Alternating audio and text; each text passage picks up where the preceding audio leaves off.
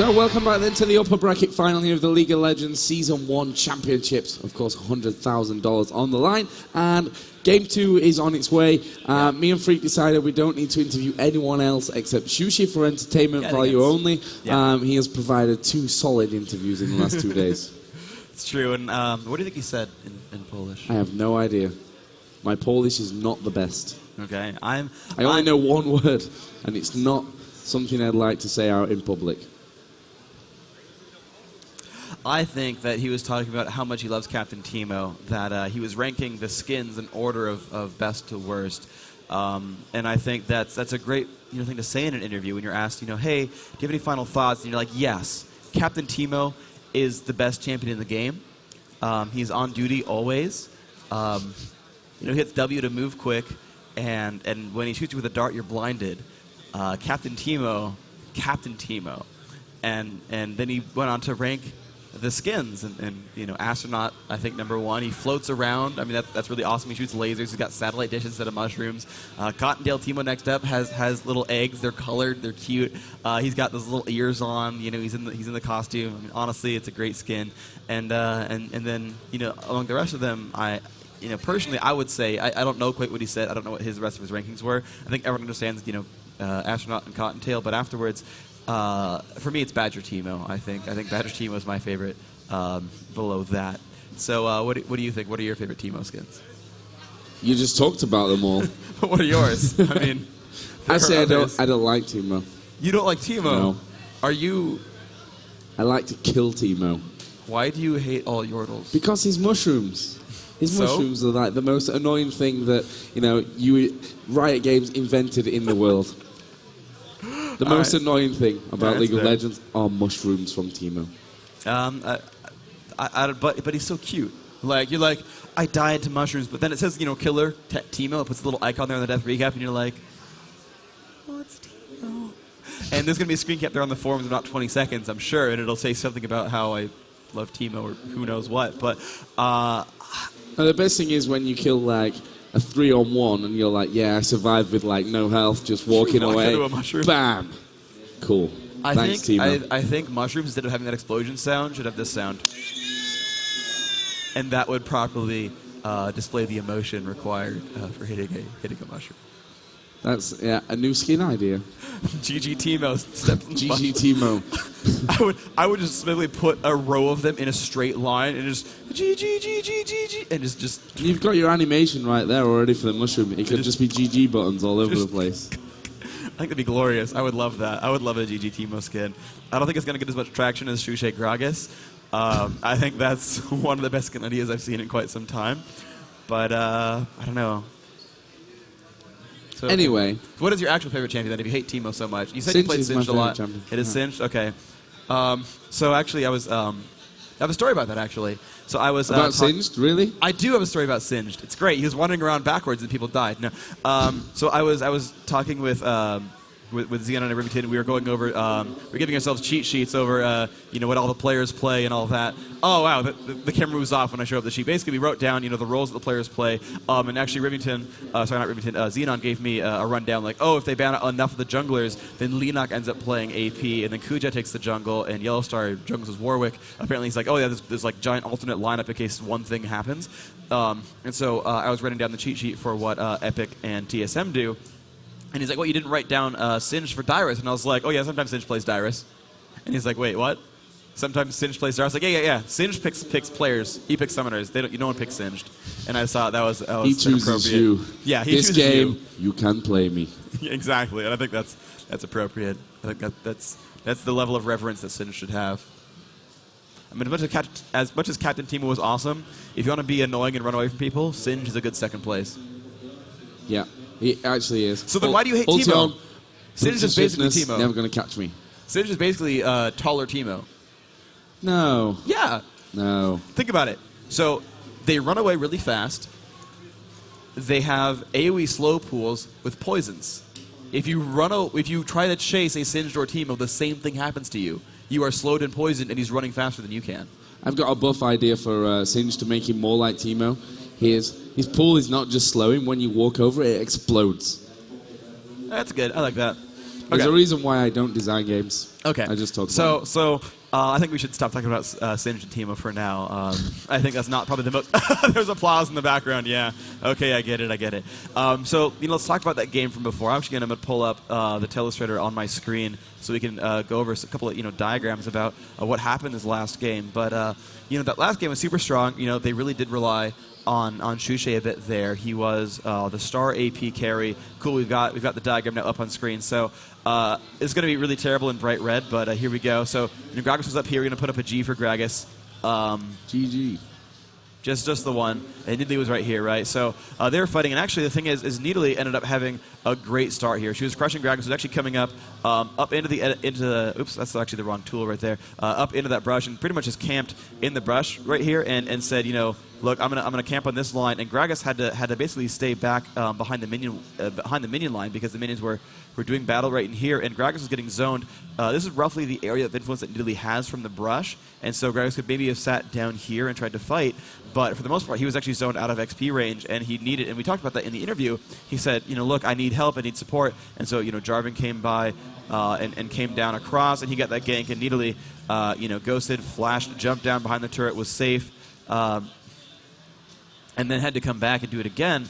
And again, Jarvan showed up, but they missed all the shots. Nidalee came back once more, healed back up, still kept herself alive. And in the end, it was up to that final third gank. They finally ended up damage up, but she had no summoners up. She was not quite level 6. They got that kill, and from then it was just Gragas just crushing faces all over. I'm just going to draw arrows to denote that Gragas was crushing faces. That seems to be the appropriate diagram. The other big thing was this fight in bottom. It was kind of over by then, but the Fnatic team was kind of peppered around this turret, and AAA was defending as best they can.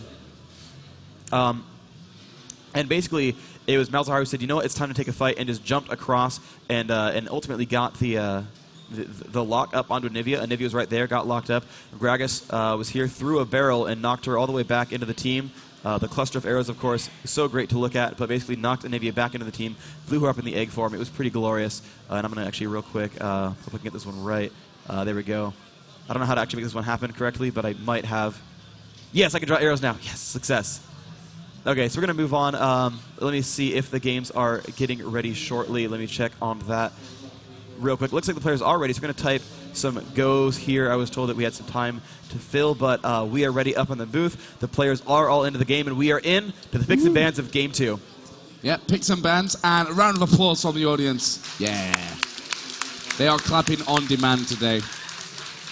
As they were, yeah, look at them, there they are. Awesome. You guys are great. Thank you so much. There are even signs in the background. It was awesome. That's when you know you've made it as an esport, when people show up with signs. That is the true telling of that you've made it as a competitive game, is people show up with signs cheering for their favorite players or teams or whatever. Or their favorite commentator freak, as we saw yesterday. Well, I don't want to say that one. I don't try to feed into my own ego. You're going to go red again. I hate you a lot. Please, can we just only show the picks and bans then instead, so I embarrass myself less. But the picks and bans are coming in. Wow, Nunu. I'm going to laugh if Fnatic also bans aAAA here. They might ban all 3 junglers and just say, hey, Linak, go play something else. Yeah, what are you going to do now? Well, the thing is, no, because Fnatic has first picks, they can grab aAAA. Nope, they're banning it. They're all about this. Yeah, I love those bans. Alistar, Gragas. Now, Shushay said they were confident. They all had a lot of champions to play, but I am not at all surprised by any of these bans. It seems that just Linak gets targeted, and apparently so does Shushay. Yeah, and for Fnatic, they can quite happily ban 3 junglers because they have first pick. Yeah. They can, they can outpick from this point on. Actually, Anivia. Wow, I'm actually very surprised by the Anivia pick because... So I was talking with Fnatic about their games against CLG, and they said, we're going to ban against Big Fat LP. He only plays about 4 champions: Rumble, Twisted Fate, Ashe, Anivia. Those are the ones we care about. The rest of them, he's good, but those are the ones that we care about, right? That makes him not so scary. They said, we'll first pick Ashe, and if he takes Anivia, we'll counter it with Gragas or with Kassadin. And so with that in mind, I was like, oh, Anivia gets countered? Okay, fair. But they're like, no, we're just going to first pick Anivia. And I mean, Vladimir's in there, Malzahar's in there, Swain's in there, all the mages except for Gragas and Alistar. And I guess Rumble, if you want to count those. They're still in, and they're like, no, we're good with Anivia. They're going for the zone control right away and setting the stage. Ashe is in, all the supports are in. That surprises me a lot. I really am surprised by the early Anivia pick. And we're going to see against Authority Oh, wow. go for a Karthus and Yellow Star. So Karthus obviously a big favourite of MoMA, who last game played Anivia. We see him alternating between Karthus and Anivia. There is two big hitting champions. So maybe they have a plan. So I think they knew. I mean, Fnatic, right, a great team. I don't want to talk about it just from Fnatic's point of view, but I've talked with them more about their picks and bans. It seems like they know what they're going to be fighting against, that they are actually baiting that Karthus pick. Against Sinus going to be jungling with Jarvan. He's a strong jungle Jarvan player, so they don't care about any of their junglers, and they're fine to ban them all out. But, I mean, looking at Yellow Star's picks, or AAA's picks, they've got to be so happy with these picks right now. So a Momo on Karthus, glorious. Yellow Star on Corki, amazing. Right? These are super strong. Like, this is like the dream team that AAA wants right now. Aside from the jungler pick where Nunu, Warwick, and Amumu are gone, they have Linak still, an amazing player, going to be probably a Nocturne, looks like right now. And it's going to be, what does SOAS want to play? Is it Lanewick? Is it Aurelia? There's a couple of choices out there. I mean, Needley's in there too, right? So they could grab a late Needley. They're going to pick the Janna Corki lane. That is, I think, my favorite bottom lane. It's super aggressive. It's super mobile. Yep. I love Janna for the global movement speed passive. It's really, really useful. It helps junglers gank better. It helps Karthus. He's very location based. It's going to help them run away from Anivia's walls a little bit. That pass is going to add in a good 3 to 5 movement speed on all the champions on the team. 10 to 3% of 300 is 10, if I'm not stupid. So 10 movement speed on all champions is really, really good. That's going to be adding a lot of extra mobility there. It's going to give them actually an extra rank right there. And there's the Ashe pick. Not surprised to see Ashe at all. But AAA's lineup looking so incredibly strong. And I guess they're waiting to pick their last solo lane as a counter pick. So Sona Ashe is very, very strong. Wow, they have like the ultimate single target pick-off team. It's going to be Ashe landing an arrow, Sona hates the team, and Jarvan and Anivia both while Malzahar ults. Fnatic is all about getting that one kill.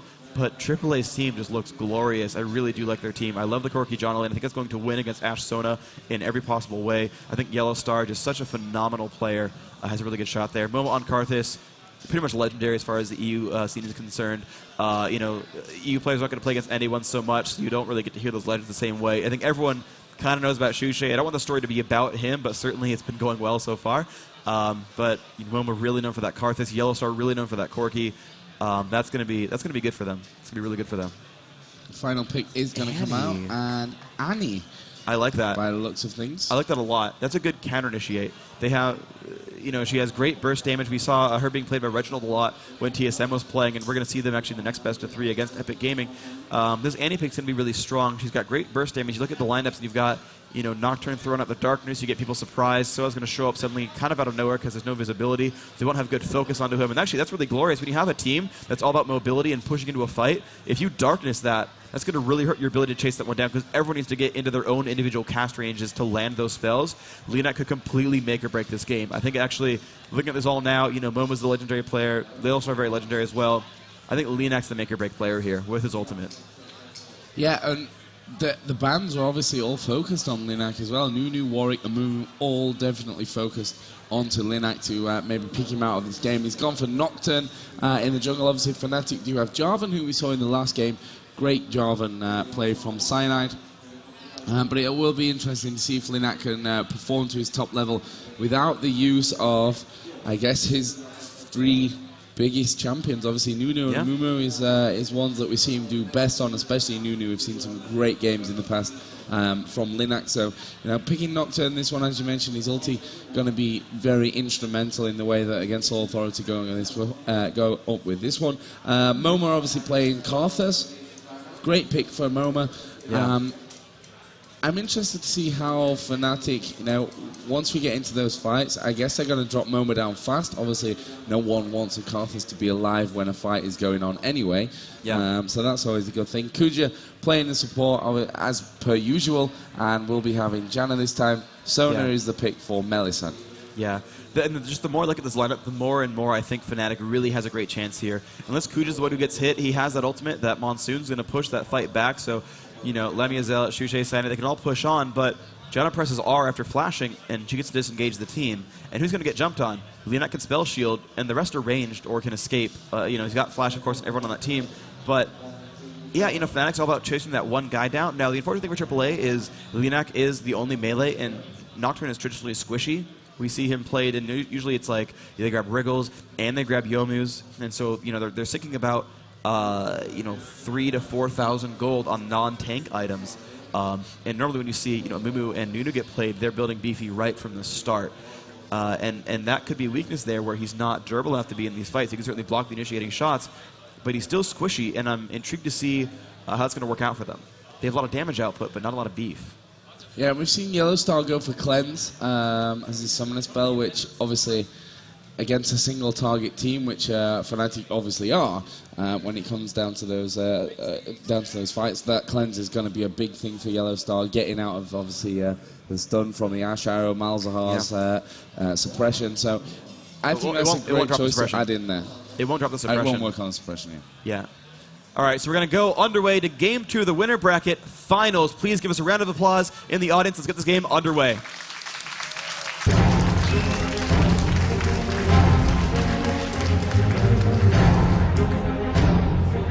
All right, everybody, and welcome back to the game. We're going to follow Ash out of the gate. Lamia Zealot going to be the one playing her, and they are ready to push through towards the middle of the map. I mean, I can't predict one. I really love AAA's lineup. I think they've got a stronger setup here. I'm going to root for them this game because I want to see a Game 3. That is always my forte. I love seeing more games, more League of Legends, and closer matches. So I want AAA to win this one. I want them to do well. And wow, Fnatic looking to be aggressive this time. Shushay up there. Going to be playing Anivia this time around. And PK still again on Malzahar, and they really look they want to go for this one.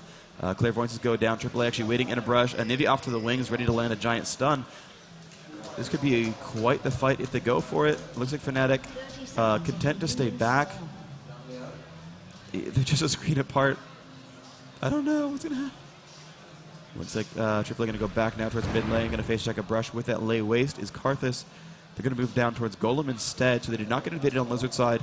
They do know that Fnatic's level 1 team is pretty strong. Cyanide and Shushay both with great AoEs for level 1. Ash going to put out some nice burst damage with her passive. And AAA actually going to go for an invasion and take out some of these jungle mobs. That's going to be nice for them.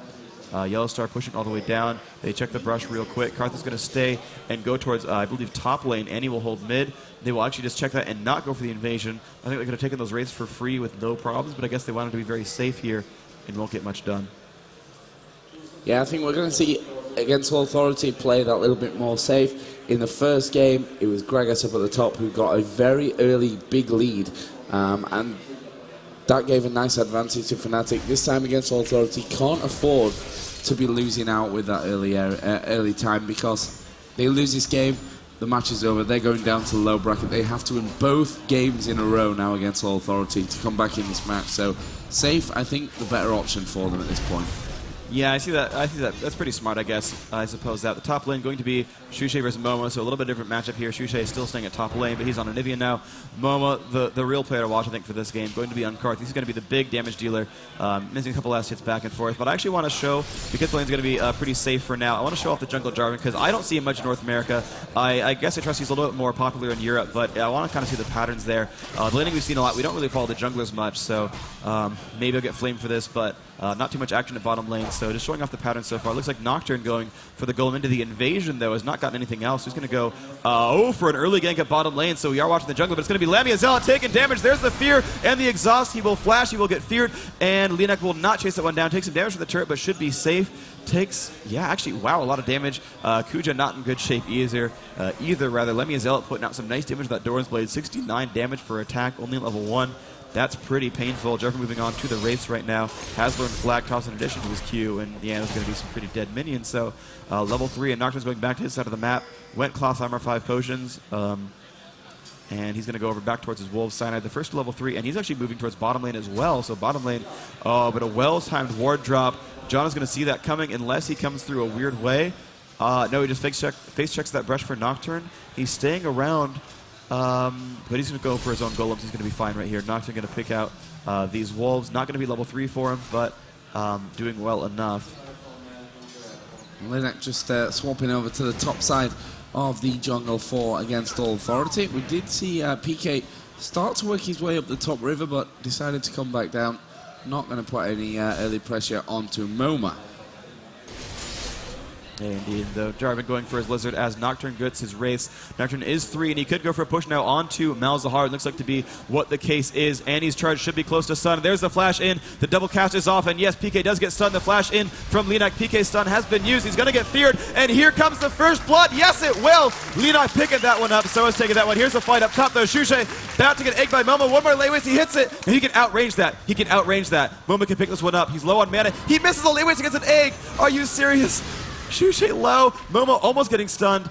That was, a slight mistake for Momo, but nice job egging Shushay. He's very, very low, 250 health, still has potions in tow, but that was a little bit silly, I think, on both sides. He whipped on a stationary... I'm sorry I'm going to get flamed for flaming him, but he whipped a stationary target. What the heck, man? Okay, anyway, though, great job, though. Soaz was really smart. He actually had his stun was 2 spells away, so he flashes Incinerate, Disintegrate. It lands after the flash, and, the flash comes in from Linak, gets that fear. Malzahar getting blown up, and now AAA showing the team that they are getting the first blood. Off to great shape here. They are ahead in gold. They have that kill. So Annie going to be the first to level 6 up here. She's already 5.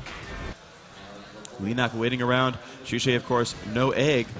And we look over at his summoners, and his flash is down, his ignite is up. So if Linak can land the fear, they could be a kill on a Shushay. He's going to pill back, though. Looks like he's playing too defensively. The lane will push. And yeah, it looks like he's going to be safe on that Anivia for now. We see Linak actually go back towards middle. PK is obviously back in the lane. And he has stun ready. In an aggressive position again, and we will see Linak move in there, getting the extra speed boost. Was silenced there for a second, trying to get that fear off. Not quite working out. Cyanide did come down, and PK will be safe to continue that. Up at top, Shushay playing that one really defensive, obviously, as you mentioned. The egg is not going to be available anymore, so he has to play that a little bit more carefully. Doesn't want to get caught out and start to give against all authority that early kill lead.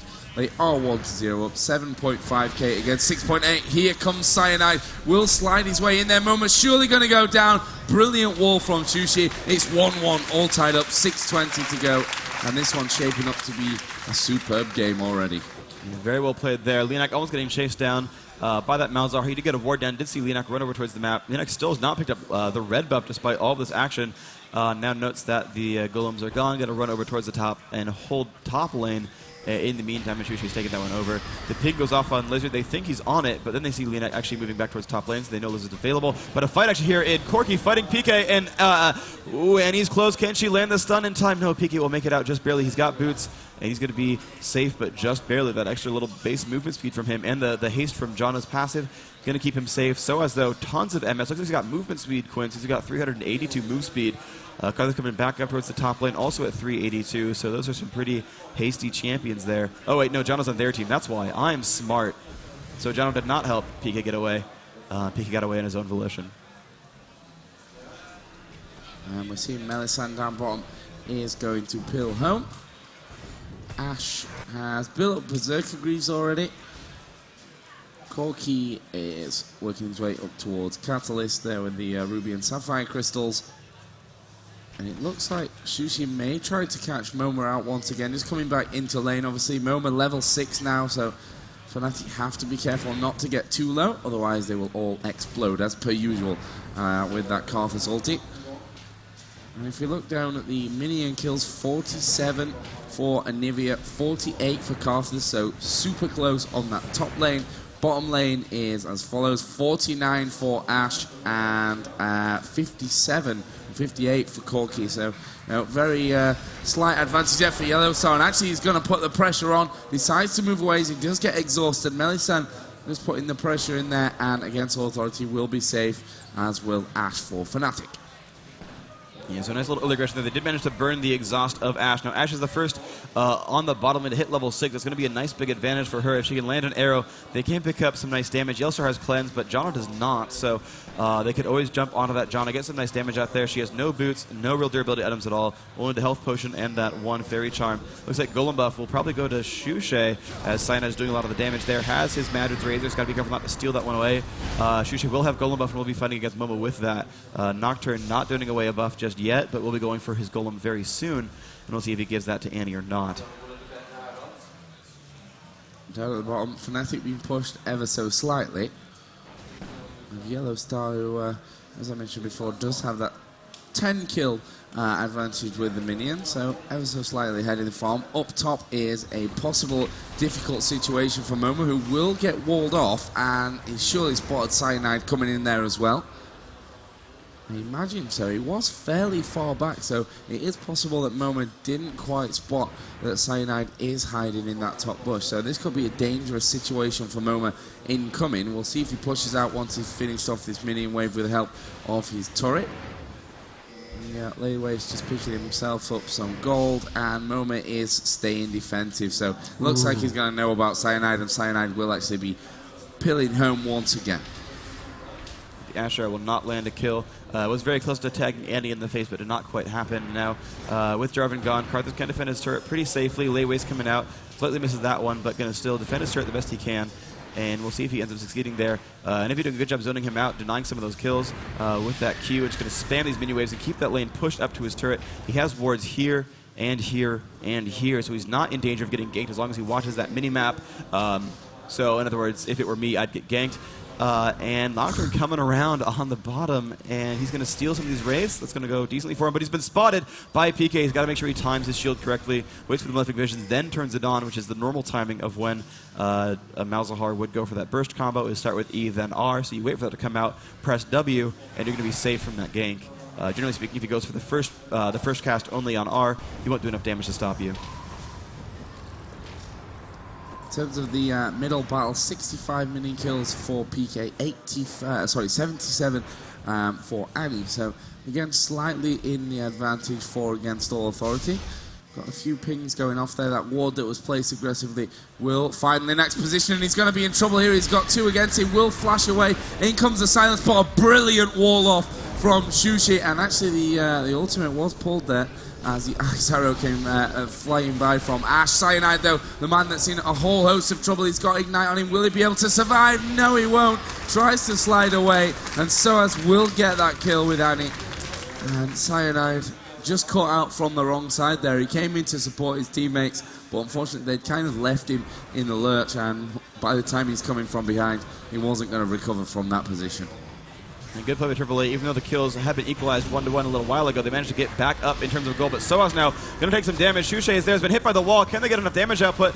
No ult left from Nocturne, but Janna has shown up, and she is coming in from bottom lane. Shushe going to get dropped now into an egg. PK not enough mana to do anything. Down to the bottom lane, Corki crushing onto Ash right now. Has been exhausted though, so he'll be safe. She'll be safe, but 3-1 now for AAA. The heal coming in from Kuja, keeping Momo alive just barely. Malzahar staying in mid lane, not a lot of mana, but looks like he's going to build a lot of mattresses for himself. He, again, just builds super tanky on that Malzahar, and it may end up working for him quite nicely. Yellowstar down bottom was putting some pressure onto that tower, but Melisand's come back to defend, and Yellowstar doesn't have any mana anyway, so he won't be able to do too much down there. As you mentioned, Ash was low and went home, went for pickaxe first of all. PK in middle going to go home as well, and just buys up some wards. Catalyst protects obviously there, the null magic mantle, and of course a Doran's ring from earlier on. Momo just going into the jungle there to maybe assist a little bit with Linak. We've got pings going down towards Dragon. There is a pink ward in position from Against All Authority, and we see basically a wasted ward there from Melisand, because Janna's going to come around and get rid of that one straight off the bat. The thing is, she has a pink ward, and if she was paying attention, they should have seen that Kuja dropped the pink ward, had killed their own. Like, if your ward dies, you know it was killed, it's supposed to timed out, so they had to know a pink ward was dropped. They could have put one down themselves and cleared that one out, and that was, I think, just a lapse of judgment, I guess, because she had one in the inventory, could have done it. So it's a minor mistake to make, but it means that AAA still has ward control over Dragon, and that's going to be a big deal. They got the first Dragon last game. It didn't really save them, but AAA have now been putting on a much better show for the early game, and that could really snowball them the advantage here. And again, I'm rooting for AAA a little bit because I want to see a Game 3.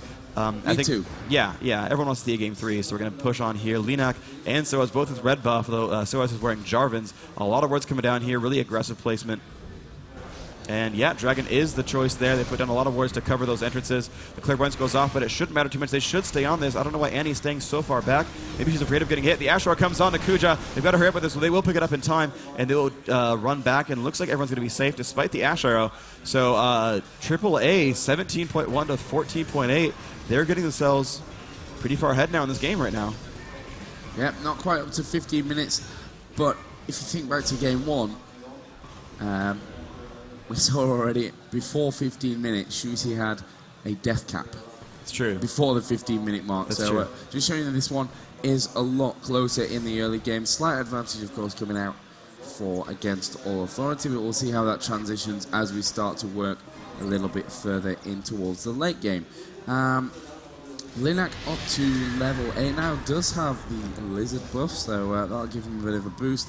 Gonna maybe take the Golem now on that side of the jungle. We see an Oracle's Elixir already coming out from Kuja, so really their ward coverage is going to be very, very strong.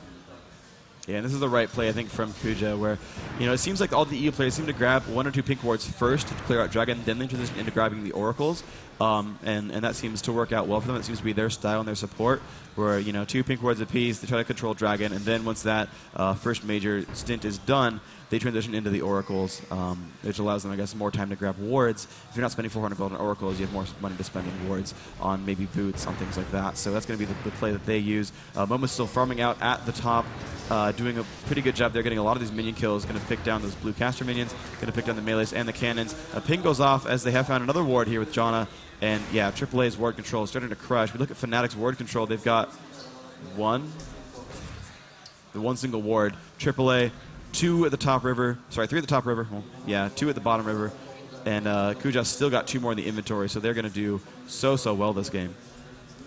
Yeah, against All Authority, obviously putting a big emphasis on making sure they have total vision around this map, and so far it's paying off for them. 3 to 1 up. Yeah. A couple of thousand ahead in terms of gold. They're really doing a wonderful job in this game. Yeah, they're absolutely playing this one so much better than last time. I don't know if it was the picks and bans or if it's confidence or what, but they have just put on a much better show. They've ganked better. The ones in middle. You know, Fnatic had one target to go for, and it was constantly like, let's kill Soaz, let's kill Soaz, let's kill top lane. And they haven't had that same sort of goal. They haven't been playing as focused, it seems. You know, they had, you know, the gank on Karthus. They've done some damage there. You know, they've gotten some kills, but they're not really like going aggressively to get the kills, and that seems to be the difference here, where, you know, the teams that are playing aggressively are getting the kills because they're really pushing on. But Fnatic, though, have already killed 1 turret in mid. They're pushing for a second one right now. They are going for an early 5-man push through mid, and Linak could be in bad shape, but he will spell shield that. Nivea will pull back now, Cyanide as well, and they're going to get, you know, 1.5 turrets just from deciding, you know, let's go, let's do this. And of course, AAA must defend. They can't out base race when there's already 5 in mid. Ashe and Jarvan doing some pretty good damage here. And yeah, Pika going to run back towards top now, going to take that over, let Nivea play mid instead. And that actually put them back closer to the game again, 18.8 to 20.6. Only a 2,000 gold game. That's not bad at all. That's only a 10% difference, and really 10% I think doesn't mean too much. So it's a good shot here. Momo filling out some more of these kills, and now AAA going for the 3-man gank mid. This could be up to Nivea. Can she AoE enough? Looks like a lot of this damage is going on these minions, but not enough actually, as the team from AAA is still here, and the minions are not dead, so no backdoor bonus. And this is going to be indeed the kill on the turret. AAA equalizing that one out, bringing that score back to their advantage by significant margins, and that's a good turret kill. So both teams have lost 1 turret in mid. It is 1-1 here, still 3-1 the kill score. AAA in the advantage, and it's a big 5v5 in mid already, 17 minutes into the game. Yeah, and when you lose that middle turret, best reply you can possibly have there from against All Authority was to push straight back and take the turret of your own. So nicely done from against All Authority. Their wards have now timed out in and around that river area, so that's something they'll look to work on. I say they timed out, I'm not sure if that's strictly true, because Melisande does have an Oracle's Elixir. I'm not sure if he was, you know, weeding them out or not, or really whether it was just the timing. We've got 1 minute 45 still to go until Dragon spawns. I guess we will see against All Authority setting up for that one right on time. They want to keep this gold advantage, make sure they keep Fnatic at bay in that one. We've seen ping going off down towards that South River area. I think just warning Corky to be a little bit careful that Fnatic don't surround him from both sides. But actually Fnatic have gone back and taken up their lanes once again. Yeah, so they're game 2,500 gold apart. Linak going to take down Lizard buff, and he's going to lend a helping hand, but really with Corky so far away, he's not going to get Lizards for a while. That's the unfortunate thing about, I guess, being purple team, is that your Lizard is so far from your bottom lane that you don't often seem to get it. Now, we've seen a couple of games where Purple goes for the initial steal on Lizard. We saw Epic do that a couple of times when they had Dendin on Nunu, they had Westrice on Vayne, they killed the Lizard, and they laned bottom lane with the early red buff to build some big advantages. But it seems like that doesn't seem to be the style of play for European teams. They do not go for the jungle invasions. And I don't know, I think the NA style where they actually steal those buffs proves to be stronger because they don't get punished for it. So they build some nice advantages, get some free gold and XP and lane control. And who doesn't want free advantages, right? Free advantages. The best kind of advantage. Well, yeah, you don't want to have to earn your advantages. That just takes a lot of effort. I just want free ones. Give me a win, no problem. Basically, as long as Joe predicts that I'm going to lose, that's a free advantage. Right. That's the kind of things that I like. I'm terrible at that. Yeah. So 15 seconds, I think it was 45, 47, there or thereabouts, for the Dragon. As you can see, Fnatic are set up nicely, and they're starting to rectify that whole disadvantageous ward position that they had before. And they are right on Dragon. Yeah, it was 47. I timed that one to perfection. Well done, well done. You should be on a pro team. Yeah. Just predict loss every time for your team and you'll win. But this is a good play by Fnatic. They shoved out bottom lane and they've taken control over the Dragon. An arrow comes out, stuns Soaz in the face. The walls come out to try to block everyone out. Soaz still silenced. Nocturne going to jump in there into the front onto Shushe.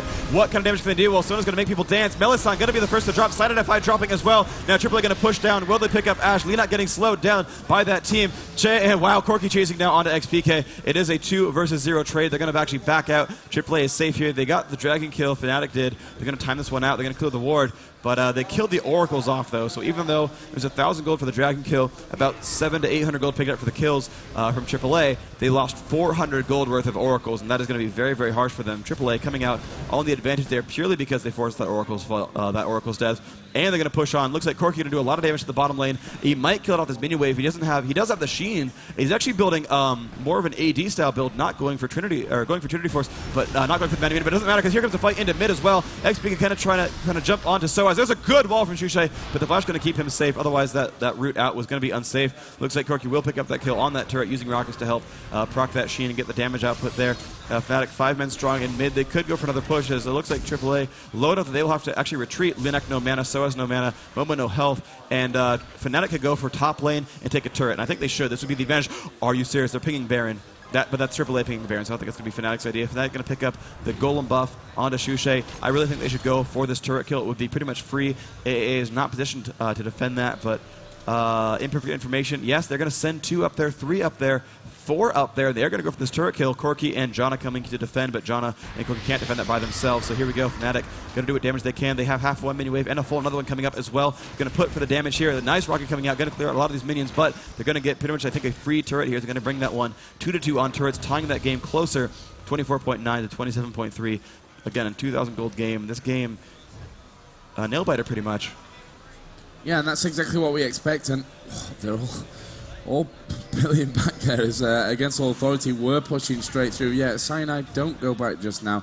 You have 3 men pushing, 4 men pushing, 5 men once Annie gets there onto this top turret. So real back and forth game at this stage. Shushe taking a bit of a hit there from that rocket of Corki. But I think they've done enough to scare Against All Authority back. Unlucky for the French team that their minion wave is a little bit behind. But there we go, the initiation. And we are going to see Shushe falling very, very quickly. And Against All Authority march on in this one. It's actually a 4 versus 3 around there. 1 from Fnatic very, very low. That's with Java. And it looks like Fnatic are going to start to push straight through, but they need to be careful. A big hit coming out again from Yellow Star. That was great defensive play from Yellow Star. Really keeping things safe, and they are going to decide to flash away through the Baron pit. Yeah, they're going to make it out safely. I'm surprised Fnatic did not pick up more kills. They have Ashe with double buff, so she can spam out volleys, and slow with Frost Arrows plus the Lizard buff. They also had Sona in there who can spam those hastes. Looks like Clairvoyance did reveal AAA running away, but they will not be able to catch them. But they still have map positioning advantage. PK trying to run around, pick up a kill, was not able to grab one. Lemmy Zealot killing the rest of these Wraiths, doing pretty good there. And yeah, they're going to clear out the rest of this minion wave in mid. They did save that top turret. They did go 1-1. They picked up Soaz right away. Melisande dropping a great ultimate, stunning her out, and the kill did in fact go up for the team. So now Anivia and Ashe both have a kill apiece. Ashe actually 1-0, 152 minion kills, has Infinity Edge already, so she feels above Corki in damage output. Sheen is strong, but only the BF sword there. So it looks really strong. PK trying to steal the Lizard, but Yellowstar is going to spot him. Ashe going to put on a good hawk shot. Now can they get the rest of his damage output? Will who get that one? Ooh, looks like it will be for Fnatic. And that is a good steal for these guys. Yeah, really nice timing there from Fnatic, and it looks like they're going to put their pressure right down onto this bottom lane. All 5 from Against All Authority coming in. There goes the arrow from Ashe, does catch Yellowstar. Are they going to jump on top of this one? They have to be careful because, of course, that turret will be doing the damage as well, and they decide not worth it, not a good position to be fighting from. But they're still going to keep the pressure up on this turret, and that's a great wall off from Anivia, and this will secure this bottom turret for Fnatic. It's now 3-2, tower advantage going over to Fnatic. Gold is 1,000 or so in the advantage of Against All Authority. It's a super close game still as we hit the 25-minute mark almost. 25 minutes in, this game is super, super close. Again, 1,000 gold difference is almost nothing. Fnatic has worked to bring this one back. Ultimately, it was 5-1 a while ago. Now it's 6-2, but they've come back with a couple of turrets here. But AAA with a great push in mid. No one from Fnatic is ready. They're going to get their second mid turret. This is really, really good from them. They're going to bring that to 3-3. While Fnatic has killed only outer turrets, AAA has actually killed one of the more inside ones. Azure comes out. There we go. That's what I'm talking about. Linek putting that spell shield on. Great reflexes. No 3 initiate, but there comes PK onto Soaz, but Soaz is safe. And this battle's looking good for AAA. Momo taking a ton of damage, but he's still doing all right. Wow, Lammy Zealot goes down. Linek crushing faces. Melisande about to lose a second Oracle's Elixir, and there is the ult from Karthus. Pain is coming. Melisande very low, puts a heal on. Linek with no mana cannot put any more push into this. PK going to push him backwards. Going to be safe, but it's still 2 kills for nothing. And AAA is durable enough. They're going to push now onto the inhibitor turret. Only 25 minutes in. They're going for a strong push. And every pretty much fight this game has been like these strung out, super low hit point pushes where they barely cling on to their health and try to kill the Romulans. I said Klingons, I wanted to go for it. It's really shameless, I'm not going to lie. So Yellowstar taking some damage, gets the Valkyrie off in time against PK. And that was a shameful thing. Oh, wow! Cyanide jumping onto Linek, but he's going to die for it. The Asher are going to smack Soaz in the face. But it's not going to matter too much. Cyanide too greedy with that one. They were still 5 strong. So much sense, they were 5 strong. Yeah. Fnatic were too far behind him. I mean, Morty slid in there, popped his ulti. It was taking a while for Fnatic to get in there, and obviously Against All Authority, round about half health on a couple of guys, but Yellowstar pretty much full HP. Fuji was full HP. That was just, in my opinion at least, a bad decision from Cyanide. It was a bad decision. I think he underestimated Linek's health. You look at what he's got. Now, the Chain Vest is new, but he already had the Merc Treads, the Belt of Giant Strength, and the 2 Turtle Shells already, so he was much more durable. You look at the Nocturne, you say, oh, he's at half health. You expect, like, 600-700. He was at 1100 after the battle. Without a dedicated hit, with only Janna putting a shield up there, 1100 after that battle, that's a significantly durable champion.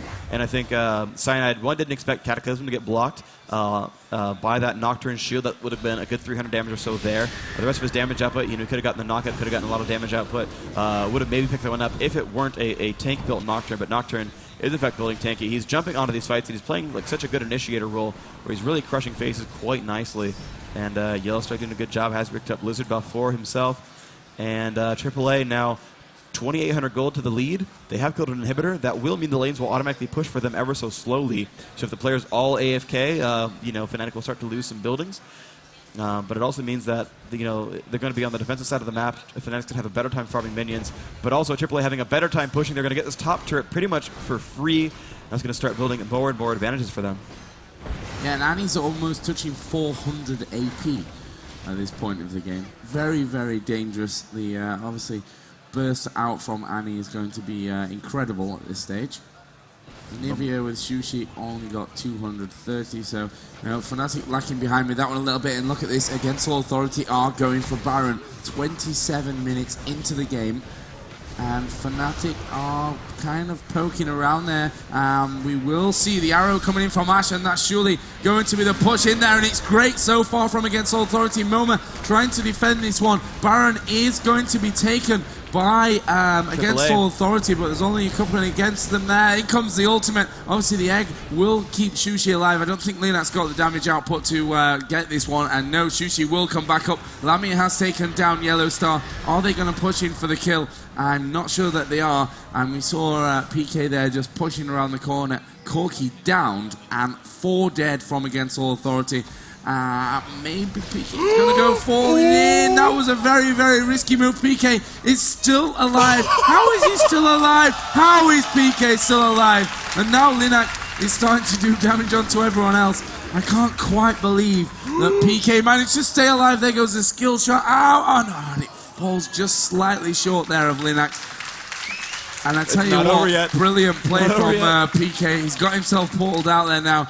The other 2 from Fnatic moving away, and Against All Authority got Baron. Only one of them surviving now. Obviously the extra XP and gold, still a great thing, but the buff not going to be worth anything when they are dead with it. Yeah, it did help keep Nocturne alive. The extra health he gets from the regeneration there did keep him up. That was really good. They did get 2 kills for the 4 deaths. So Dragon's worth 2 kills if you don't lose positioning for it. Baron is definitely worth more than 2 kills. So even though that trade did give some kills back into Fnatic's favor, aAa did ultimately gain a lot of advantages out of those kill sprees. Now, if you look at the kill scores, though, it means that Nocturne actually going 4-0 is pretty good. Karthus didn't lose any kill streaks. Corki was only 2-1. And he could have lost kill streaks, but I think she had already gotten some of the first bloods there and already had died once as well. So no major real buzz kills there. No like 1,000 gold drops from a legendary drop. So, Fnatic didn't gain anything huge from any of those 4 kills. I mean, certainly good to have them. Did give them some map control, did manage to let them clear out mini waves pretty nicely. But ultimately, you've got a Nocturne wearing a Baron buff who's got a Sunfire cape as well. And you've got 300 gold and a ton of XP per player on that team, plus the XP just locally from the Baron. So, yeah, that's honestly a good trade for AAA. And actually, wow, I guess Moma died before Baron did because he's actually wearing the Baron buff. Wow. His corpse was given the Baron buff and he kept it. I guess. I'm not quite sure how that works. Maybe he just didn't die and I just didn't see it. But I think, no, I think they did pick up that kill. So either way, Moma is wearing the Baron buff, so congrats to him. Moma definitely died in that. Yeah. He was outside of the Baron pit. I think was maybe even the first to go down, second.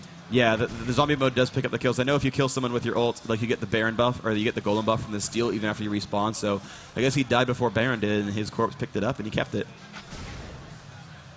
Against the more you know, Rainbow. Stacking around this top turret, and they are going to push in there. Actually, we're going to see them moving for the kills. Cyanide doing a lot of damage, will get his ulti off, trapping Yellow Star in there, and Yellow Star's just kind of like, okay, you're not doing enough damage to really worry about it. There goes the ulti from Karthus.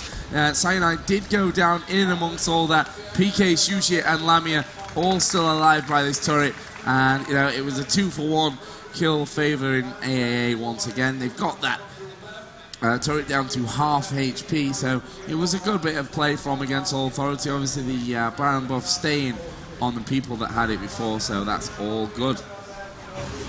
Yeah, but overall, a nice try by Fnatic. They did pick up the kill on Karthus, but Karthus pretty much on a death streak there, not worth too much per kill.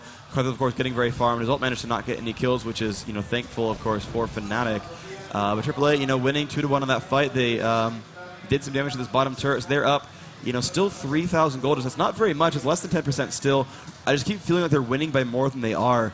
The kill's up by 6. The tower's up by 2. They've got the Baron. They've got a couple more dragons. Looks like Nocturne waiting around for the dragon to respawn, actually.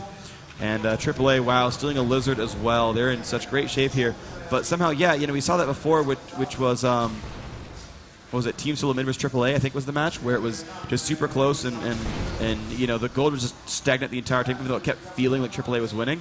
It's kind of this way as well, where it just feels like AAA is crushing, but it's so incredibly close, and I don't know quite why that is. It looks like Against All Authority are going to have Dragon. Look, Fnatic starting to move in there. They did have a ward in that top river area, and they are going to push in. Dragon is still alive, and Fnatic are going to steal that one. Nicely done from Fnatic. That was brilliant play, and getting themselves in there just in time. Question is now, how's the fight going to go? Arrow comes out from Ash. We have to be careful. PK very, very low. Moment is going to be trapped inside of the Cyanide ulti, and Cyanide has to flash away from that one. Bit of damage coming out onto Melisande as well. Linak, of course, did go down in and amongst all that one. So a 2-for-0 for Fnatic, plus the Dragon steal. That was a very, very nice one from Fnatic. And glorious play. They're actually going to push in. Oh, they almost spotted Yellow Star on that brush. Fnatic will push in for this inhibitor. They got that one a while ago, but they're going to... Wait, no, this is their own base. Sorry, I see red health bars, and that confused me. I saw a red health bar, and normally the red health bar means an enemy building. So I was like, they're in their own base. So fail there. Somehow I thought they were pushing their own buildings, but looks like PK is going to give the Golem over to Shushay. Shushay seems to be the one who wears Golem at all times for their team. I know we talked with Fnatic in some of the interviews saying, you want to get one Golem buff caster and one non-Golem buff caster, saying that Malzahar is a champion who does not need Golem to do well. He's more burst-based. He's got low enough cost that if he comes into the fight at full mana, he's going to end it at half or 1/3 and do all right. But overall, great play from these guys. Cyanide FI initiating on into Karthus and managed to pick up that kill before Karthus got to do much. But still, 1,400 gold to the lead for AAA. They do have the better Baron timing. Fnatic actually getting ready for it. Melisande looking around for wards, will not find any. We'll be happy with that notification. But Baron should be coming up in the next minute and a half, I think. It had timed up before that Dragon fight, so Baron will be up before Dragon. And that buff respawns 3 minutes after it times out. It's a 4-minute duration, 3-minute respawn timer. And let's see what they can do with this. Looks like PK going to stay and recall in mid.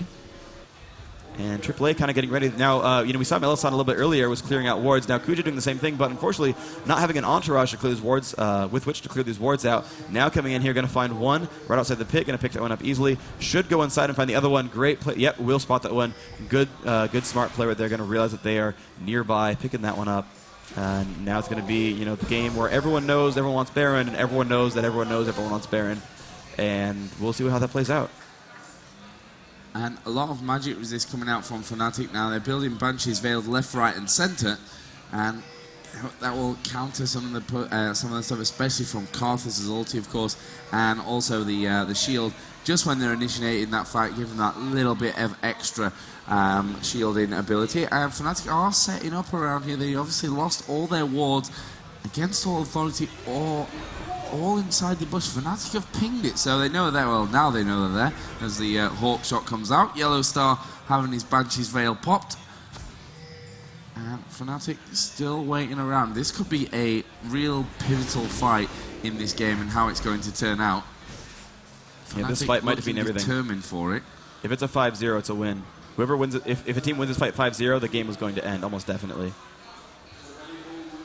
Against all authority stacking up over on the right-hand side of your screen. Fnatic all getting ready on the left. Clairvoyance comes around.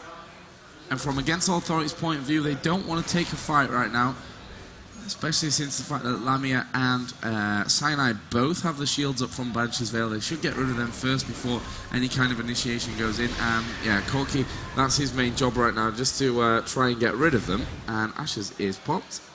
And we actually see the arrow coming out here, and it is going to go out onto Soaz, and here is the big fight. This could decide what's going to happen in this game. First kill comes out for PK. Yellow Star is in the middle of it all, but he is surely a dead man. Will Valkyrie away? Kuja is so low. Ultimate comes out from Karthus. Are they going to follow up on this one? Surely they will. Yellow Star is still getting away, and they need to wall off, and there is a wall, and it's coming...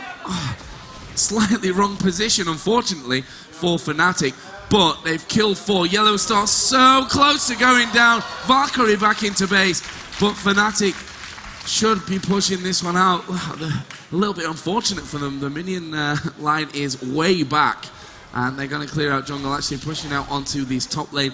Good kind of foresight from them. The minions are pushed up a lot further than in the middle, so Fnatic now can start to push in a little bit extra. We are going to see the Golem buff being stolen as they ping it there. This will be going out for Shushi, who has got pretty much no mana. Actually, Yellow Star doing a good job to come back in onto this top lane, and will try and get the steal in, and he got it. Oh, he got it. Nice. Amazing. Nice, Yellow Star. Nice job by him. That's going to be really good. Corker with blue is super powerful. He's got his Bloodthirster and Trinity Force now, so he's got a ton of move speed, counting Janna as well. 423 move speed, 278 damage per attack. Looks like his Bloodthirster is maxed out by now. He's not gaining AD from these kills, so he has got tons of damage output on him. He's going to be nice. And wow, aAA, because of that retreat from Fnatic, are in fact going for Baron. Look at the vision right now. Fnatic knows, aAA knows they've been spotted now, but can they get it in time? It's going to be close, and I'm not quite sure it is yet. The fight has started, and it's grabbed by Fnatic. This is good shape for them. Let's see how this fight's going to turn out. Looks like Kuja already dead. Yellowstar getting crushed right now by Shushay and the rest, and this is looking so good for Fnatic right now. All AAA trying to run away. Great double knockup, and the ult going to block off two of them. Soa's going down. Moma and Leonak both very low. Sana getting feared. He's going to walk back. Yellowstar and Leonak, the only ones left alive. Looks like Moma will time out soon. The ult's going to go off, not pick up any kills. Oh, Leonak almost dropping down to Cyanide, and that was a wonderful fight from Fnatic. Now finally ahead in gold for, I think, the first time in this game, winning another fight 3-1 and getting the Baron. Yeah, these last two fights, I mean, Fnatic, in the last one, they took down 4 from Against All Authority. Didn't actually manage to do anything with it, apart from obviously the extras that they get from the kills. They didn't get that golem buff because Corki stole it right at the last second. They didn't take any, put any damage out onto the turrets, but, well, and also they almost lost out on Baron. That was nicely stolen at the end. That fight, however, was a lot more advantageous for them, and the question is now, what are they going to do? What is the plan from Fnatic? They are actually starting to move back into a more defensive position. Obviously, there is no inner turret left anymore, no base turret left for Fnatic, so they have to be careful that that inhibitor doesn't get pushed, and that's going to really work nicely for Against All Authority, because they know if Fnatic starts to push, they've always got one eye back onto their base, and they can basically force the blue pill to come out from Fnatic at any given moment when they're pushing by just sending one man in and giving a bit of grief down onto that inhibitor. Yeah, Yellowstar, though, pretty smartly has stolen the Lizard buff. That's going to be huge for them. They really need that. AAA's team fight, again, without a major tank. They do have Leonak initiate, but he takes enough damage now that even with Sunflower and Hexdrinker, he takes enough damage in these fights. He actually manages to get killed somewhat easily. He does usually survive the rest of the fights, but he's killable. And the rest of the team just dies so incredibly fast. They keep landing arrows. This poor Ashe, or actually this great Ashe, this poor Annie, keeps getting plugged by these attacks. We saw the giant team fight in mid where they went, I think it was 4-1. They hit her with the arrow, and she died before she got to even do anything. She really needs a quick service Ashe or to sit farther back with her team. She needs to not take an Ashe arrow. That is winning them the game right now for Fnatic. And Yellowstar going to find PK across the map. He's getting him down to half health already. He looks like he's not going to get jumped on. And there comes Nocturne as well, but the team is not ready for them. And there's the dance off on Leonak. And here comes Jarvan putting out a ton of damage. The heal comes out. The Ashe arrow is going to hit nothing. And they're going to blow up XPK. And AAA is going to jump into the rest of this fight. Moma in the front. And looks like Yellowstar putting out tons of damage despite the exhaust. And Moma will die, but Cyanide getting kind of low. And wow, Yellowstar getting blown up. Lemmy Zealot will go down to the Karthus ultimate. That's going to be nice for them. Now, poor Kuja taking a ton of damage. Soa's taking a ton of damage. Cyanide FI in the middle of that one. Soa's putting a stun down. Leonak nearby lands the Q. Shusha coming in though with giant stuns. Can he kill Leonak? No, he will spell shield that, but the ignite is ticking down, and the wall means the death. Great play by Shusha. 2 deaths, 3 kills for Fnatic. The Baron buff definitely helped them out quite a lot. The damage output and the durability from the regeneration did win them that fight. Overall, a great try on the initiate for AAA. They did drop out 2 of those Baron buffs. That fight was close. They did get that kill onto 2 of those major opponents there, so that wasn't bad at all. And the kills really went on the carry. Still a 0-kill support, that Kuja, but Sona with 2 of them. So, you know, if you really want to talk about who the gold should go to, technically maybe 2 of those kills don't count. Because Sona not, you know, the best with farm, but she's picked up an Aegis and some regeneration, and you know, she's pretty durable now. She's actually going to be hard to kill. She does have the least deaths on that team, and that's going to be really powerful for them. And she has less deaths than the Janna, so less oracles, generally speaking, getting removed. Yeah, it's a nice position for Fnatic to be in. And this whole game has been super close, but Against All Authority always had that little bit of a gold advantage and a kill advantage. Now, though, it's swapped over. 4K gold advantage for Fnatic and a 2-kill advantage. We've gone past the 40-minute mark already. Obviously, that Baron buff being exhausted now, so it won't be too long until we see that one coming back in. And we'll see what the next move from Fnatic is. It looks like they're just going to try to clear out whatever they can in terms of the jungle. They've got a timing down perfectly onto that golem buff, and they are going to remove it from Against All Authority. So this is again another nice strategic move from Fnatic. We have Anivia with both the golem and the lizard buff on. They've got a massive amount of minions coming up as well in this bottom lane, and this turret is going to go down. Against All Authority aren't going to go anywhere near it, which is a very, very wise decision. And we'll see now if Fnatic decide to push straight through with this big minion wave. Looks like they're ready for this. Even though the Baron buff's not around anymore, they're going to push down onto this turret. Looks like Yellowstar's in a decent position. He's going to Valkyrie back. Didn't need to, though. I guess he wanted to be afraid of that Malzahar. Momo going to lose his Banshee's Veil onto Karthus. And Fnatic still's pretty happy. They have 2 golem buffs on their team. That is quite powerful. Looks like we don't have any on AAA, and it's going to be a do-or-die moment for them. If they lose this game, they're moving down to the lower bracket, going to be fighting against the winner of TSM vs Epic, which will be the next match up today. Again, I'm still trying to pull for AAA. I want to see a game 3 right here. They're close on this one. They had an advantage. They've lost that since, but they still have the damage up. But Yellowstar so incredibly far. I'm getting another BF sword that's probably going to be an Infinity Edge. And here comes the darkness, and Kuja in the back. Linak jumping onto Lamia Zealot will fear him. Now jumping on Shushay. Shushay almost about to get egg, but won't quite do that. Linak still very low. Momo in the back. Soa's going to get blown up by Ashe right now. And now Linak pulling back. SaniTify staying alive. Momo going to lose his life as well. Yellowstar getting very low. The ult comes out. Linak extremely low. So is Yellowstar. Linak trying to stay alive. Will he be able to? No. SaniTify comes in there, picks up that kill. That is 3 for none. Getting knocked up by Janna, but not a big deal. Melisson staying around. Kuja not in great shape. And getting pushed around by Ashe. Lamia Zealot still chasing down. Shouldn't dive that turret. Yeah, it's going to be a little bit painful. Now Corki coming back into that fray. Shushay, I don't know if he got egged or if he just got full healed by that Sona, but the purple inhibitor is down. SaniTify pushing into the base, and this is looking so good for Fnatic right now. They might be poised to win this one 2-0, ending that giant losing streak they used to have. Yellowstar now pushing into Cyanide. Cyanide could go down, and yes, he will pick that one up. That is going to be huge for them. But the second turret taking a lot of damage. Can Kuja stop this? He could shield that turret. There comes the flash in, trying to do what damage he can. Does shield that turret. That turret staying alive, 180 health. Lamia Zealot going to fall, but gets the turret anyway. I don't know if AAA can get a comeback from this, but Yellowstar is chasing. Will dodge that stun from Anivia. Anivia should be able to wall. He'll put the ultimate on, doing some more slowing, and a purple turret going down thanks to minions in mid. And this is looking still better and better for Fnatic, who are up now by about 8,000 gold. Corki still chasing down. Will find Shushay. Could get the kill here. If he's been egged, it will be a death. And the rocket comes out. No, will not quite land in time. And the heals are coming out from Sona. Sona hasting him around as well. Yellowstar now going to say, okay, I'm going to chase Sona then. Sona can't CC me, so let's do this. Wow, giant crits up in front. Damage output is huge. The stun does land for Nivea, but he doesn't care. He's going to Valkyrie over and keep going. Sona will flash, but misses it. And that is the kill. And minions are killing a turret over here. Corki doing a great job. And actually, AAA pushing into the base. There are still a lot of revives for Fnatic. Almost everyone is dead. And yes, they're going for the inhibitor. Could they turn this one around in the last possible second? They've got... they don't have minions, although minions are behind them. They're going to get one inhibitor, and they've got minions close by the top lane. They could potentially go for this. Sona is gone. Malzahar respawns now. Ashe still 6 seconds away. Will they go for this? I'm not quite sure, but they've certainly brought themselves back a little bit closer. Only 6,000 gold separates the teams, and Baron is back up.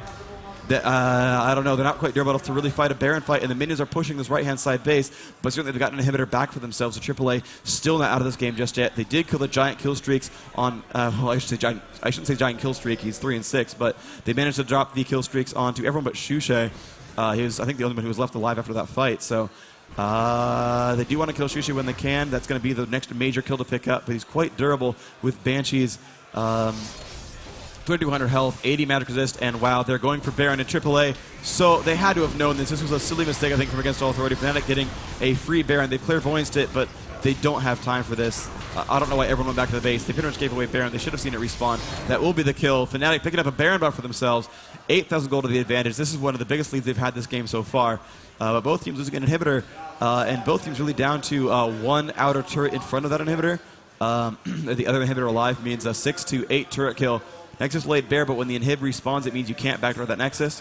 So we shall see. Yeah, and it was a bit of a catch-22 situation there for Against All Authority. They had super minions hammering against the Nexus. You've got to sort that out, but you go back and you lose Baron. So they decided to go away. They lost out on Baron. That's going to give Fnatic an edge in this next fight. The question is, when is that fight going to come? And obviously the kill's still 22 to 20 as we're not so far away from hitting the 50-minute mark. Fnatic definitely feeling like they have the advantage in this one. They're going to take another Dragon as they head down there. Clairvoyance was dropped down by Against All Authority. This Dragon should fall very, very quickly in favor of Fnatic, give them that extra gold boost that they need. Maybe that they don't really need at this stage of the game, to be honest, but still, better to take it, better to keep it away from Against All Authority, now that they're building up this big gold advantage. And it looks like they may push middle. Obviously, still the inner turret is there. Inhibitor down on the bottom. It won't be so long until that respawns. And it'll be a big coup for Fnatic if they can take this middle turret, then the inhibitor, and wait around maybe to push down to that bottom lane once the inhibitor respawns there. Fnatic are waiting for this minion wave to come in. Minion wave does arrive. Are we going to see Fnatic go in? Nice wall off once again. It's actually not so bad for Corki, and here we go. The fight is going on. The shield goes off on that turret, and looks like Cyanide will not push in too hard. Takes some nice damage there. The stun will not quite land on Corki. He will Valkyrie away from that one, wanting to be very safe about all that. The super minions are gone. The good thing about this fight for aAA is they're fighting with super minions. Every wave that spawns, they're going to have a super minion helping that fight out, which will help push them around. Cyanide jumping in, even without minions. The backdoor bonus on that turret's going to be very hard for them to push around. The stun is good on a moment. Here comes Linak in the front. Pika taking a lot of damage. The dance coming out from Sona. Yellowstar in bad shape right now, getting blown up by that Jarvan. Looks like they're not going to pick up any more kills there. Linak trying to kill Melisson. Moma is down, and Shushe going to get the kill on that one. Looks like no one at all dying. Linak going to fall. Only one left alive is Kuja. This is going to be a 5-0 for Fnatic. They will win this series 2-0 almost definitely. They're moving on to that Nexus. Fnatic, the winner bracket finals. They are going to win that one. Moving on to the grand finals. Guaranteed top 2. Fnatic moves down the Nexus. AAA moving to the lower bracket. Going to fight the winner of Epic versus TSM. That was an amazing second game. The first game, of course, Fnatic super, super strong and really showed us what they can do. But game number 2 could have gone either way at almost any time throughout it all. I mean, we saw even by the end, once Fnatic had pushed in there, taking down that inhibitor, Against All Authority were actually racing down towards the Fnatic base. So even in those dying moments where Fnatic finally got themselves the gold advantage, the kill advantage, Against All Authority were very much still in that game. Yeah. But Fnatic are going to win 2-0. Once again, I successfully curse another team, this time not quite with the right scoreline, but yeah, it's some ability that I've managed to build myself. So can you quickly curse a AAA to get to win the lower bracket so we can have a US-EU final? I sure could. Could you? Would you? Will you? Yeah, we'll see about that later on, because obviously All-American final is coming up next, so we're definitely going to have Against All Authority down in that low bracket final. They will be taking on, obviously, the winner of the American game. If you're not familiar with the bracket system, over on the League of Legends Season 1 Championship website, I do believe the brackets are there, and you can study them carefully and figure out what's going on. s1.leagueoflegends.com. You'll see all the coverage there. We have videos on demand of the previous matches from yesterday and the day before. We have match write-ups, we have brackets, we have all sorts of wonderful content on that site. Head over there. If you're already on the stream and you haven't really seen all the coverage, you'd head there and find the matches you might have missed so far in case you're out on the weekend or what have you. But we are here in the day 3, the final day of this match, and super awesome stuff going on. Fnatic securing themselves top 2. The grand finals are going to have one European team, so you know, all the Swedish fans, all the European fans in general, going to be happy about that one. Yeah, and the great thing is, with the double elimination system, when you win that upper bracket, you have a very comfortable position in the grand final, because the team coming from the low bracket cannot afford to drop a single game. As we saw a little bit earlier on in the tournament with the relegation games, it is a weighted best of 3, so the upper bracket team will have a 1-match advantage. And the way that Fnatic have been playing, you know, yesterday and today, they're just not losing maps. Nope. They're not losing single games anywhere, it seems, across the board. Nope. They're just super solid. Even the close ones, yeah. So they're moving on right there. So they are one of the top 2 teams. They have to win one and only one game in the grand finals, which will be midnight tonight in Sweden, 3 p.m. East, 3 p.m. West Coast, 6 p.m. East Coast. So the next match will be going on at 4 o'clock here in Sweden. That is going to be in about 38 minutes, if my eyes don't deceive my computer clock, deceive me there. So 30 minutes until the next game actually starts. We might have some coverage a little bit before that, but that will be when that game will happen. In the meantime, let's just talk about that game some more. That was a crazy close game. Another 50-minute game right there. We saw one of those yesterday in a AAA TSM, but we got another 50-minute game in this one. And I really thought AAA had it. I really did. Yeah, me too. It was so close the whole time, but everything was pointing towards AAA edging that one out. You know, they had that slight kill advantage. The gold advantage at some point was, I think, around about 5-6K. Fnatic then managed to turn it around and had an 8K advantage at one point. So it was one of those games that, for me, are the most exciting games to see, where you can't actually call really who's ahead. Aside from looking at the gold and the kills, which is always a good indication of who's ahead, but when you watch the match, something tells you that there's no real advantage for either team, and that's what we saw yesterday with TSM against All Authority in the second game, and also here in this second game. The first game of today, I don't think we really need to talk about too much. Everyone saw that Fnatic were just dominant through it. Yeah. This one, however, just a classic game of League of Legends, and that's what makes 215,000 people watch the stream. Darn right. That game was super crazy good. I'm looking over at the scoreboard. Yellowstar, the only one to break 300 minions with 362. Went double Bloodthirster in that game, in addition to his Trinity Force and his Banshee Veil. Even got a Heart of Gold in that game, I think, to build some armor for himself. Try to stop that Jarvan. Was going to start with a Heart of Gold, probably build into a Randuin's Omen later on. It's a great item to pick up if you need durability. Look over at Cyanide FI, who seemed to be, he really didn't get all the glory. He seemed to really be the star player for that game. 3 kills, 22 assists. And that is, 25 total points there. That's more than Ashe got. It's more than Nivea got. Yeah, he was the most impactful player of that game as far as kills are concerned. 3 kills, 22 assists. Always jumped onto either Soaz or MoMA or Yellowstar, and he pinned them in there and would just destroy them. Only 141 minions, but it didn't matter. Did so much damage, got farmed up. Had a Wriggle's Lantern, had a Banshees and a Force of Nature, and was even almost done with Randuin's, but just built a ton of MR stack, even with those Mercury Treads as well. So he was not going to die to Moa, not going to die to Soaz. Yellowstar doesn't want to kill a Jarvan, who gets some free armor from ranking E anyway.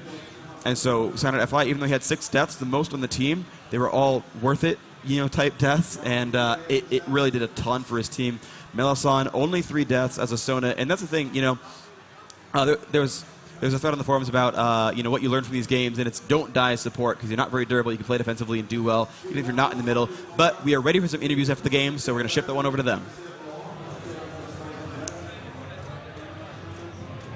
Hey, I'm Karen Vinduk, and I'm here with MoMA from AAA. So we just saw them face off against Fnatic. And how are you feeling right now? Yeah, I don't feel good, but yeah, the life goes on, and we have still a chance to go to the grand final, so we will see. Yes, absolutely. You still have a chance. So, in that last game, you guys had an early advantage. How did that come about? Well, we picked Annie because with Annie you can get very much kills at the early game. Because of the flash and the stun, it's pretty often a kill. Yeah, and I don't know what to say else. It was about Annie, yeah, and Yellowstar had a good farm on bot lane, so yeah, that's it. Now, Fnatic obviously is very well known for timing those Baron and Dragon spawns like precisely to the second. So for you guys, you went after Baron and Dragon a few times, got ganked, and it got stolen a few times. What went wrong there? I don't know. We rushed to Baron, so it was so useless. We lost the game at the Barons. The first one was okay. We still got the Baron, but the second one we lost, and we shouldn't rush the Nasha. We didn't need that because we had the lead and we gave it away because of the Nasha, so that's very bad of us. And, there was a lot of really amazing team fights in there, a lot of 5v5s all over the map. How did you really expect those to go? We expected to initiate the fights with the Annie, but one time we got initiated by the Ashe Arrow and we failed that team fight very hard. The plan is that we initiate with Annie, I flash in with Karthus and do so much damage as possible, die in the team fight and do still my damage and press my ultimate. But somehow it didn't work out for me because all the walls from Nivea and the poke from Malzahar, and I went pretty often very low and I couldn't do so much what I wanted to do. Right. Well, we've seen a lot of great plays from you all so far, so we know you have a lot to offer. You guys have another chance at the Grand Finals coming up later today, so best of luck to you. We know you guys will be great, and I'm going to hand it over to Andrew, who's with Team Fnatic. Thanks, Karen. Hey everyone, it's Andrew, and I am here with the one and the only Sushi, who is very happy after the great game that you guys just played. How does it feel to almost be eliminated on the first day and then come back and be one of the 2 teams in the finals? It feels awesome, but yeah, when Pekka actually came here, we felt so much power. And the one thing, I think the lucky charm is my hair, because the first day I had my hair tied in a ponytail, and yesterday and today I had it loose, and yeah, we won everything so far. Awesome. Well, you know, they were able to kind of take you out of the Gragas and the All-Star game with the picks and bans, but then you came up with the Nivea. Was that hard for you to adapt, or was that pretty easy? Well, I play some Anivia, obviously not that much like Gragas and Alistar because they are my favorite champions, but we played some games with them, and the team react really nice. Like, if I say, okay, I'm gonna wall now, team is ready. Like, for example, that wall at the Drake when I separated 2 of them in us and 3 of them behind, that they had to split. Or at the Baron when I walled them inside so they couldn't come on us. Because Anivia is a very good pick against Annie, because Annie needs to come close to make her burst, and Anivia is perfect to just keep her away. So I think that's one pick that won us fight.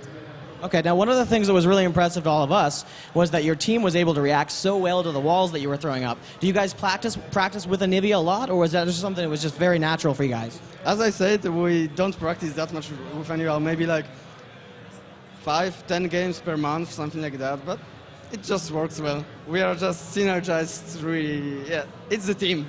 Well, it didn't show. You know, everything was very flawless, so good job to you. One of my last questions that I have for you, what happens if they go into the bans in the finals and they eliminate Anivia? Now what? Well, I shouldn't tell you, yeah, but like I said, the interview before to Karen, I have 8 champions prepared for the DreamHack, so... It's just between us. I mean, no one else is going to know. I'm just kidding. So I don't know if you know this or not, but over the last game, you now have a fan club in the North American forums. There's a bunch of threads all about Sushi, and there's a fan club. How does that make you feel to have that recognition in the U.S. as well as Europe? It feels awesome, man. Awesome. Yeah. Do you have anything you want to say to the fans in the North American forums? Of course, thank you for the support, and I hope you enjoyed our games, and yeah, that's all, I think. Awesome. Well, thank you so much. All right, we got more to come. Stay tuned. Back to you guys.